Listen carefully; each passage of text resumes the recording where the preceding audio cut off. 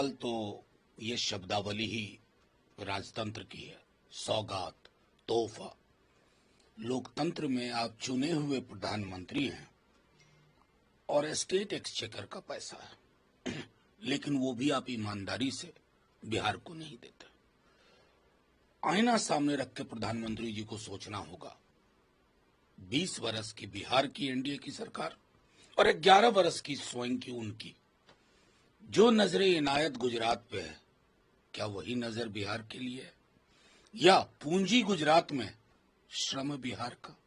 ये नहीं चलेगा। जब उड़ीसा जाते थे तो तत्कालीन मुख्यमंत्री नवीन जी के बारे में प्रधानमंत्री जी उनके हेल्थ स्टेटस पे बहुत सारी चीजें करते थे। हम वो उनसे उम्मीद नहीं करते, लेकिन लॉ एंड ऑर्डर के कंप्लीट ब्रेकडाउन की जिम्मेवारी तो उनको देनी होगी, तय तो करना होगा। हवा हवाई नहीं कि शिलान्यास की हुई चीजों का ही बार बार शिलान्यास। और हाँ, 15 के विधानसभा चुनाव, 20 के विधानसभा चुनाव के अपने वादों और दावों की फेहरिस्त लेके जाएं माननीय प्रधानमंत्री जी और सेल्फ इवैल्यूएशन करें। मैं यकीन के साथ कहता हूं प्रधानमंत्री जी मंच पे बोलना बंद कर देंगे। आप लोगों का यह भी कहना है कि जब प्रधानमंत्री जी आ रहे हैं तो एनडीए मतलब नेशनल दामाद आयोग से मीटिंग करनी चाहिए। देखिए, मैं तो सीधी सी बात कह रहा हूं। आप अपने रिपोर्टर्स और अन्य एजेंसीज के रिपोर्टर्स और टेलीविजन या प्रिंट मीडियम को पूछ लीजिए, कोई भी घर से निकलने में महफूज नहीं महसूस कर रहा। प्रधानमंत्री जी पिछली यात्रा में जिस सड़क पर उन्होंने रोड शो किया, उस सड़क पर 3 दिन ताबड़तोड़ गोलियां चली थी। स्टेटलेस स्टेट का उदाहरण है। क्या प्रधानमंत्री जी चूंकि उनकी पार्टी सरकार में है तो चुप हो जाएंगे? अब देश के प्रधानमंत्री हैं साहब, आपका हृदय विशाल होना चाहिए, सोच समग्र होनी चाहिए, संकीर्णता के दायरे में नहीं होना चाहिए। और रही बात, हाँ, जो राष्ट्रीय दामाद आयोग है यानी एनडीए, उनके मेंबरान से मिलिएगा जरूर।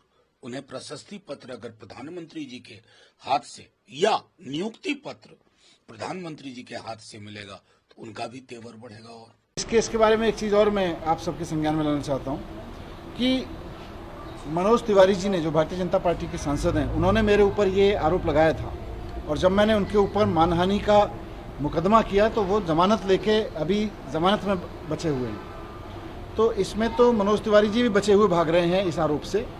इन आरोपों में कोई सच्चाई नहीं है, पूरी तरह से झूठा केस है। लेकिन मैं सोचता हूँ ये भारतीय जनता पार्टी वाले कर क्यों रहे हैं ये सब? अभी समझ में आता है कि दिल्ली की जनता ने इनको मैंडेट दिया कि दिल्ली के लोगों के लिए काम करो। काम तो करना बीजेपी वालों को आता नहीं है। ना इनको स्कूल आता, ना अस्पताल आता, ना मोहल्ला क्लिनिक बनाने आते, ना इनको सड़कें ठीक करनी आती, ना बिजली ठीक करनी आती, ना पानी ठीक करना आता, ना बारिश का मैनेजमेंट करना आता। अब देखो, पिछले एक बारिश में पूरी दिल्ली का बुरा हाल हो गया है। चारों तरफ दिल्ली बेहाल हो गई है, सड़क टूटी पड़ी हैं, पावर कट लग रहे हैं पूरी दिल्ली में, प्राइवेट स्कूल वालों ने लूट मचा रखी है। इवन बीजेपी के कट्टर समर्थक भी रो रहे हैं कि उनको भी प्राइवेट स्कूल वाले लूट रहे हैं। वैसे में भारतीय जनता पार्टी जनता का ध्यान भटकाने के लिए कि इनसे काम तो हो नहीं रहा, इस तरह के फर्जी केस करते हैं, एफआईआर खेलते हैं। निकलेगा कभी कुछ नहीं, क्योंकि पहले भी कुछ नहीं निकला था। फर्जी केस करते हैं तो निकलेगा इसमें भी कुछ नहीं, लेकिन जनता का मुद्दों से ध्यान भटकाने के लिए केस करते हैं। माननीय अध्यक्ष नंदकिशोर जी हैं विधानसभा के, भीम बाबू, एक बात आप समझिए, प्रधानमंत्री जी बिहार को बहुत स्नेह करते हैं। आज 9,500 करोड़ जब आते हैं, हजारों करोड़ की योजना जो जमीन पर उतरती है। आज वंदे भारत गोरखपुर जा रही है पटना से, कई जगह शुरू हो गई, और आज सीवेज ट्रीटमेंट प्लान बिहार का सबसे बड़ा, उसका भी उद्घाटन होने वाला है। तो अच्छा लगता है, बिहार के विकास की चिंता प्रधानमंत्री करते हैं, देश की भी चिंता करते हैं। सर, लेकिन विपक्षी दलों को तो अच्छा नहीं लगा, वो तो कह रहे हैं कि झूठ की बारिश होने वाली है आज। तो और क्या बोलेंगे? उनको बोलने को क्या है कि जो 9,500 करोड़ की योजना झूठ है क्या?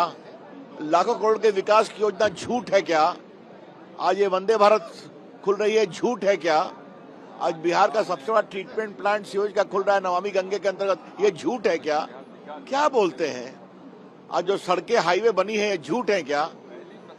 विकास सच्चाई सामने बोलती है। अब वो नहीं समझते हैं तो मैं क्या बोलूं? ये उनके अंदर की जो क्या बताऊं, गुस्सा है। हारने वाले हैं, फिर भी वही बात। युवक युवतियों को सरकारी नौकरी, रोजगार सब कुछ उपलब्ध किया गया। और मैंने जो सभी जगहों पर जाकर विकास कार्यों को देखा, इस बार जो हम देखे ही थे, सब जगह कर लिए और सब जगह के बारे में देख लिया कि क्या कोई गड़बड़ी है, तो उससे से मिल गया 430 नई योजनाओं को स्वीकृति मिली और इसके लिए 5,000 करोड़ रुपए का जो कुछ भी स्वीकृति दी गई। श्रद्धेय प्रधानमंत्री श्री नरेंद्र मोदी जी के नेतृत्व में केंद्र सरकार से क्या क्या काम हुआ है, अभी तत्काल उन्होंने कितना बढ़िया काम किया। और इस बार इन्होंने बिहार के लिए भी ये तय कर दिया। Today, Honorable Justice Amrita Sinha said, the state government announced a scheme as an interim relief. They want to give 20,000 and 25,000 respectively in Group C and Group D post employees whose service is terminated by Honorable Apex Court. They want to give an interim relief 20,000 and 25,000 as a month, in a month. So that is untenable as for us. Because of that, we are the deprived candidate. We are deprived since 2016. So long 9 years we are deprived candidate. Our service is given those candidates who submitted blank OMR sheet. The court order is very specific. They ought to return back their money, which they collect as a salary. Now state government want to give money further who are tainted candidate. Honorable Court says it is untenable, so interim order is there. It is stayed till 26 September. There, in the meanwhile, state government will give affidavit. In reply, we will give affidavit within 2 weeks. Thereafter, matter will come. नहीं भाई, PM Modi आ रहे हैं और इस पर तो हम लोग टीका टिप्पणी चल ही रही है। ये कोई पहली बार नहीं आ रहे हैं। पहले भी हम लोगों ने बताया है कि चुनाव के समय प्रधानमंत्री एक बार नहीं, 5 बार नहीं, 10 बार आएंगे, लेकिन वो बिहार के लिए नहीं आ रहे हैं, बिहार के भले के लिए नहीं आ रहे हैं, बिहार के विकास के लिए नहीं आ रहे हैं। वो भारतीय जनता पार्टी और एनडीए के लिए वोट मांगने आ रहे हैं और बिहार के लोगों के पैसे पर आकर यहाँ कार्यक्रम करेंगे। बिहार की गरीब जनता को वो क्या देंगे नहीं देंगे वो तो भविष्य की बात है, लेकिन ये बात तो सत्य है कि जो पीएम मोदी का कार्यक्रम हो रहा है, उस कार्यक्रम का खर्चा बिहार सरकार दे रही है, बिहार के लोग दे रहे हैं। मधुबनी में भी दिया, पीरो विक्रमगंज में भी दिया और अभी भी दे रहे हैं। जहां तक रह गई बात लोकोमोटिव फैक्ट्री की, तो भाई फैक्ट्री तो पहले से मढ़ौरा में है, कोई नया थोड़ी ना है। मढ़ौरा में जो चीनी मिल बंद है उस पर मोदी जी को बोलना चाहिए। जो वहां मॉर्टन टॉफी की फैक्ट्री थी वो बंद है, उस पर बोलना चाहिए। मढ़ौरा में एक तरह से पूरा एक छोटा मोटा इंडस्ट्रियल सिटी था, उस पर मोदी जी को बोलना चाहिए। और आज कोई पहली बार थोड़ी ना आए हैं, ये पिछले 10-12 साल से लोग यही देख रहे हैं कि मोदी जी आते हैं, घोषणा करते हैं, होता कुछ है नहीं। मोदी जी को ये बताना चाहिए कि भाई वो दिन कब आएगा जब बिहार के बच्चों का पलायन रुकेगा। कम से कम इतनी फैक्ट्रियां कब लग जाएंगी कि बिहार के बच्चों को मजबूरी में 10,000 रुपए के लिए बाहर नहीं जाना पड़े। जिस तरह से मोदी जी गुजरात में बात करते हैं, उस तरह से मोदी जी जिस दिन बिहार में बात करेंगे उस दिन बिहार के लोग उनकी बात का ध्यान करेंगे, संज्ञान लेंगे। अब बिहार के लोग उनसे क्या उम्मीद रखते सर? बिहार के लोग आज क्या उम्मीद रखें भाई? हर बार जब प्रधान वो बिहार में आए या दिल्ली में बैठे, बिहार के लोगों की तो यही उम्मीद है कि भाई पिछले 15 साल से हम लोग मोदी जी के नाम पर वोट दे रहे हैं। भाजपा को, एनडीए को बिहार में हमेशा बड़ी बहुमत 30 से ज्यादा सांसद भेजा गया है और इसी उम्मीद से भेजा गया है कि बिहार जो देश का सबसे गरीब और पिछड़ा राज्य है, यहाँ की भी स्थिति बदले, यहाँ पर भी बच्चों के लिए रोजगार हो, यहाँ पर भी फैक्ट्रियां लगे। सिर्फ गुजरात और महाराष्ट्र में फैक्ट्री न लगे और हम लोग के बच्चे गुजरात महाराष्ट्र में जाकर मजदूर न बने। बिहार के लोगों की तो यही अपेक्षा है, दूसरी कोई अपेक्षा नहीं है। सिर्फ ये अपेक्षा है कि बिहार के लोगों का पलायन रुक जाए, बिहार के मजदूरों को, बिहार के गरीब लोगों को मजदूर बनकर गुजरात में, महाराष्ट्र में न जाना पड़े। केजरी यादव ने कहा है कि लोग जंगल राज की बात करते थे, लेकिन अभी जो है वो राक्षस राज है पटना में, पूरे बिहार में। भाई राज चाहे जंगल राज हो, राक्षस राज हो, राम राज्य हो, अपने अपने शब्द में जो जिसको जो कह ले। जनता ये चाहती है कि ये राज बदलना चाहिए। अब बिहार में जनता का राज आना चाहिए, न जंगल राज चाहिए, न राक्षस राज चाहिए, न भाजपा वाला राम राज्य चाहिए। हम लोग को जनता का राज चाहिए, वो राज्य चाहिए जहां बिहार में शिक्षा हो, रोजगार हो, भ्रष्टाचार खत्म हो, लालू नीति से छुटकारा हो। नहीं भाई, पीएम मोदी आ रहे हैं और इस पर तो हम लोग टीका टिप्पणी चल ही रही है। ये कोई पहली बार नहीं आ रहे हैं। पहले भी हम लोगों ने बताया है कि चुनाव के समय प्रधानमंत्री एक बार नहीं, 5 बार नहीं, 10 बार आएंगे, लेकिन वो बिहार के लिए नहीं आ रहे हैं, बिहार के भले के लिए नहीं आ रहे हैं, बिहार के विकास के लिए नहीं आ रहे हैं। वो भारतीय जनता पार्टी और एनडीए के लिए वोट मांगने आ रहे हैं और बिहार के लोगों के पैसे पर आकर यहाँ कार्यक्रम करेंगे। बिहार की गरीब जनता को वो क्या देंगे नहीं देंगे वो तो भविष्य की बात है, लेकिन ये बात तो सत्य है कि जो पीएम मोदी का कार्यक्रम हो रहा है उस कार्यक्रम का खर्चा बिहार सरकार दे रही है, बिहार के लोग दे रहे हैं। मधुबनी में भी दिया, पीरो विक्रमगंज में भी दिया और अभी भी दे रहे हैं। जहां तक रह गई बात लोकोमोटिव फैक्ट्री की, तो भाई फैक्ट्री तो पहले से मढ़ौरा में है, कोई नया थोड़ी ना है। मढ़ौरा में जो चीनी मिल बंद है उस पर मोदी जी को बोलना चाहिए। जो वहां मॉर्टन टॉफी की फैक्ट्री थी वो बंद है, उस पर बोलना चाहिए। मढ़ौरा में एक तरह से पूरा एक छोटा मोटा इंडस्ट्रियल सिटी था, उस पर मोदी जी को बोलना चाहिए। और आज कोई पहली बार थोड़ी ना आए हैं, ये पिछले 10-12 साल से लोग यही देख रहे हैं कि मोदी जी आते हैं, घोषणा करते हैं, होता कुछ है नहीं। मोदी जी को ये बताना चाहिए कि भाई वो दिन कब आएगा जब बिहार के बच्चों का पलायन रुकेगा। कम से कम इतनी फैक्ट्रियां कब लग जाएंगी कि बिहार के बच्चों को मजबूरी में 10,000 रुपए के लिए बाहर नहीं जाना पड़े। जिस तरह से मोदी जी गुजरात में बात करते हैं उस तरह से मोदी जी जिस दिन बिहार में बात करेंगे उस दिन बिहार के लोग उनकी बात का ध्यान करेंगे, संज्ञान लेंगे। अब बिहार के लोग उनसे क्या उम्मीद रखते सर? आज बिहार के लोग आज क्या उम्मीद रखें भाई? हर बार जब वो बिहार में आए या दिल्ली में बैठे, बिहार के लोगों की तो यही उम्मीद है कि भाई पिछले 15 साल से हम लोग मोदी जी के नाम पर वोट दे रहे हैं।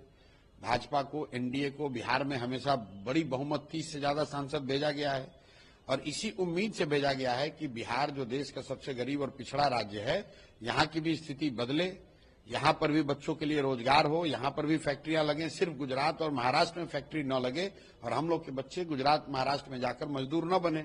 बिहार के लोगों की तो यही अपेक्षा है, दूसरी कोई अपेक्षा नहीं है।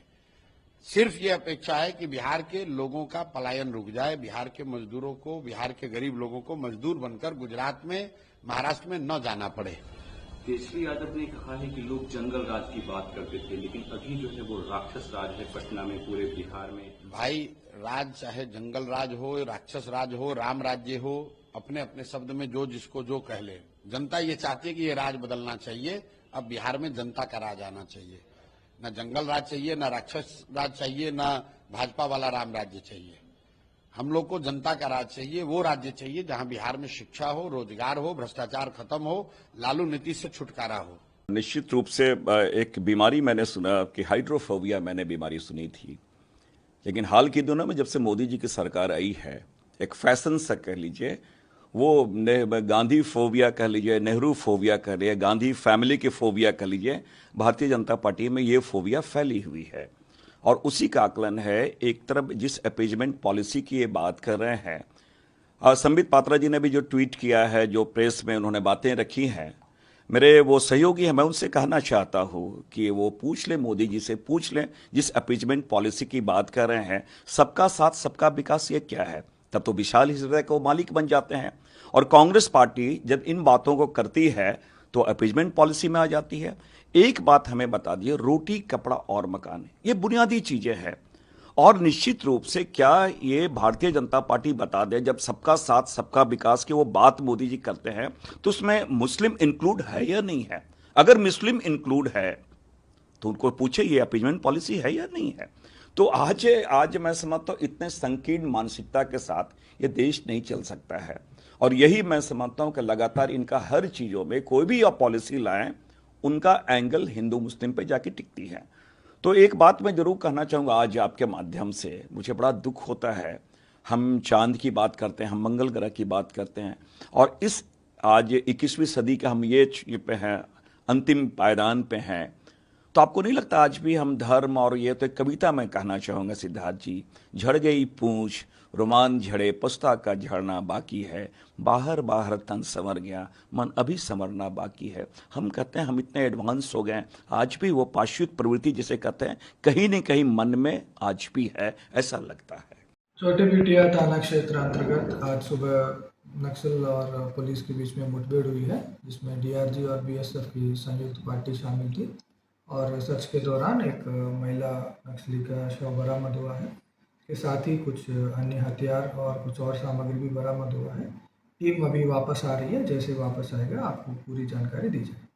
सर, और कितने नक्सली मारे जाने की खबर हो सकती है इसमें? अभी तो फिलहाल एक ही शव रिकवर हुआ है और सर्च पूरा होने के बाद कंफर्म बता पाएंगे। माननीय प्रधानमंत्री जी से अनुरोध करूंगी, कृपया हरी झंडी दिखाकर ट्रेन के यातायात का तथा 100 इलेक्ट्रिक बसों का शुभारंभ करें और आप सबकी करतालियां गूंजती रहनी चाहिए। एक स्वर्णिम अवसर समग्र उड़ीसा के लिए।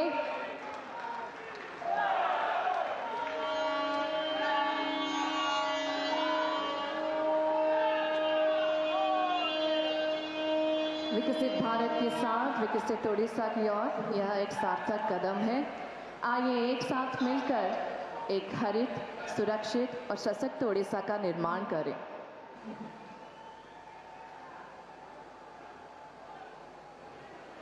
अपन मन देखी पारुचंदी नाराज इलेक्ट्रिक यही सरकार से यही मदद चाहते हैं कि हमारी बच्ची सही सलामत अपने घर आ जाए, मतलब इंडिया आ जाए, और यही गुजारिश करते हैं।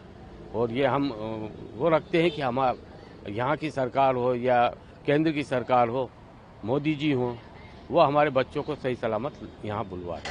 कब से पढ़ाई कर रहे थे बच्चे आप? ये मेरे बच्चे, मेरा दामाद जो है तो करीबन उसको तो शादी से पहले से ही गया था। अब कितने साल पहले गया, 4-5 साल पहले ही चला गया था।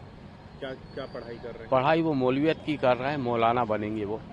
आपकी बिटिया भी पढ़ती है? जी हाँ, मेरी बिटिया तो यहीं से ही ग्रेजुएशन पूरा करके गई, साइको में पढ़ी है, लिया था। कौन कौन रिलेटिव वहाँ फंसे हुए हैं? मेरे रिलेटिव के अंदर वैसे मेरे एक मेन तो यही है, मेरे बेटी दामाद, और उसके अंदर मेरे साड़ू भी हैं वहाँ पर, चाचा ससुर के दामाद।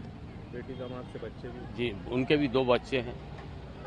लास्ट टाइम कब बात हुआ था और क्या बात हुई थी आप? बस यही बात हुई थी, रो रो के बोल रही थी आज से 4 दिन पहले कि मेरे को पापा बुलाओ किसी तरीके से, मैं नहीं रह सकती यहाँ। अभी क्या स्थिति है बातचीत? अभी स्थिति बिल्कुल ठप है, अभी कोई बातचीत नहीं हो रही है। मेरे घर में मेरी मिसेज जो है, पत्नी जो है, वो भी बहुत परेशान है। मेरी पत्नी को माइग्रेन है और उसको बीपी है। मेरे को आए दिन, अभी परसों के दिन भी मेरे को हॉस्पिटल ले जाना पड़ा था, ये कंडीशन हो गई थी। चाहे वो स्टेट की सरकार हो या केंद्र की सरकार, उनसे क्या मदद चाहते हैं? मदद यही चाहते हैं कि हमारे बच्चे सकुशल इंडिया आ जाएं, घर आ जाएं।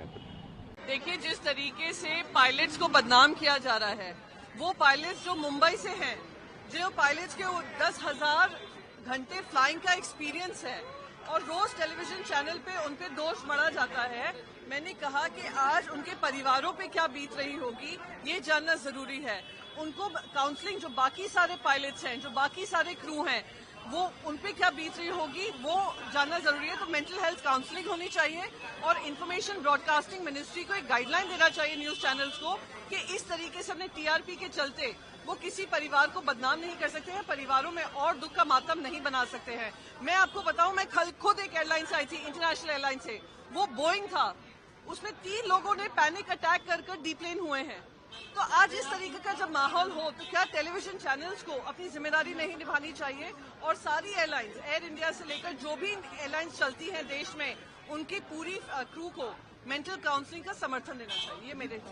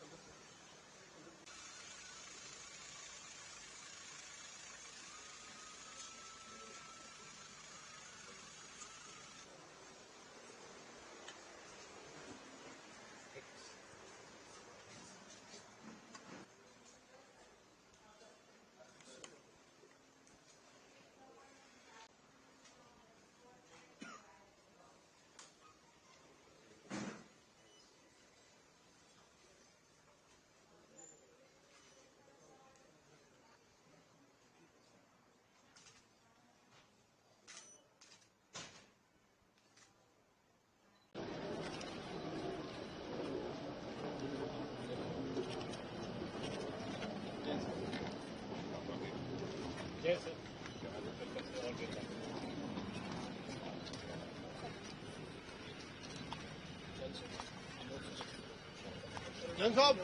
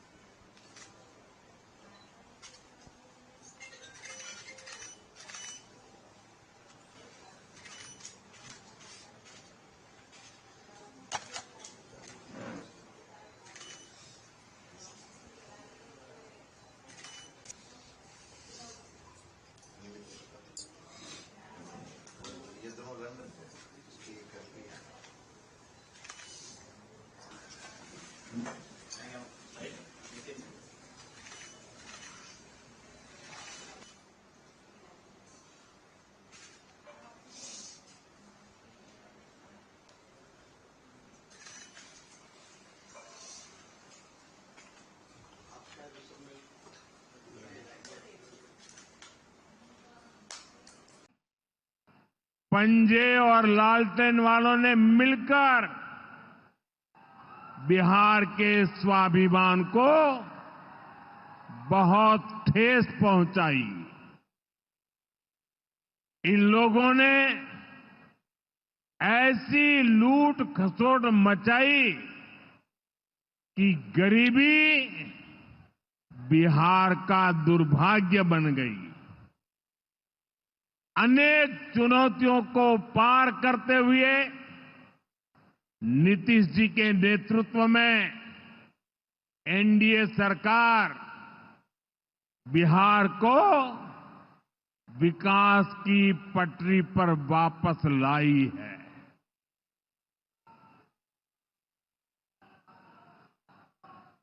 और मैं बिहार वासियों को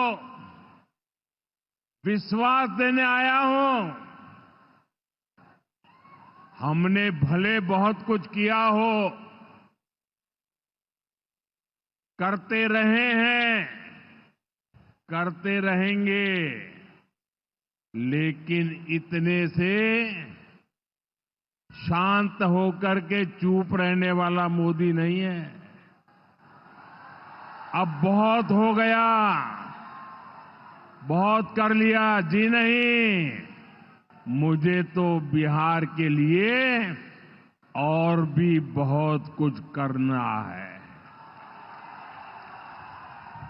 आपके लिए करना है, यहां के गांव गांव के लिए करना है, यहां के घर घर के लिए करना है, यहां के हर नौजवान के लिए करना है। अगर मैं सिर्फ बीते 10-11 साल की बात करूं तो इन 10 वर्षों में बिहार में करीब 55,000 किलोमीटर ग्रामीण सड़कें बनी हैं। 1.5 करोड़ से ज्यादा घरों को बिजली के कनेक्शन से जोड़ा गया है। 1.5 करोड़ लोगों को, वहां के घरों को पानी का कनेक्शन दिया गया है। 45,000 से ज्यादा कॉमन सर्विस सेंटर्स बनाए गए हैं। आज बिहार के छोटे छोटे शहरों में नए नए स्टार्टअप्स खुल रहे हैं।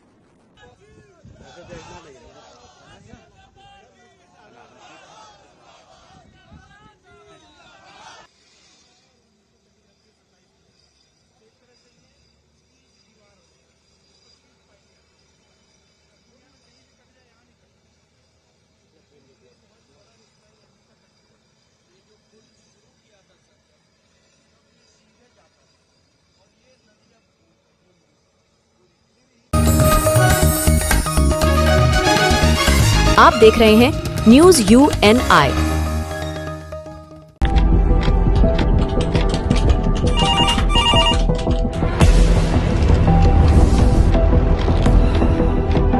क्या? ठीक है, हम लोग अभी आ रहे हैं। राजनीति के राज जनता तक पहुंचाना आसान नहीं है। खबरें के बाजार में बिना तमाशे के सच दिखाना आसान नहीं है, लेकिन अब सब कुछ होगा आसान। हम हैं न्यूज UNI। न्यूज UNI हम जियो TV,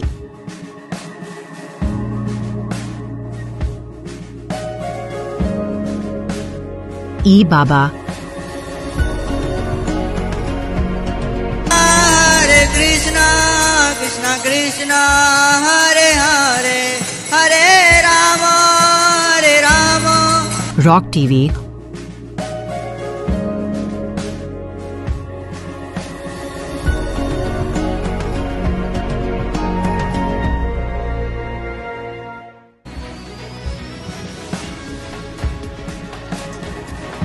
और प्ले ऑन TV पर उपलब्ध हैं। हरे कृष्णा कृष्णा कृष्णा हरे हरे हरे राम हरे राम। अधिक अपडेट के लिए YouTube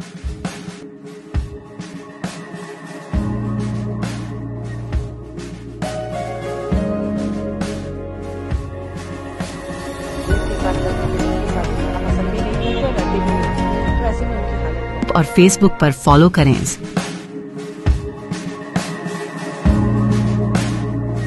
साल में एक Your favorite channel News UNI is now available on these OTT platforms.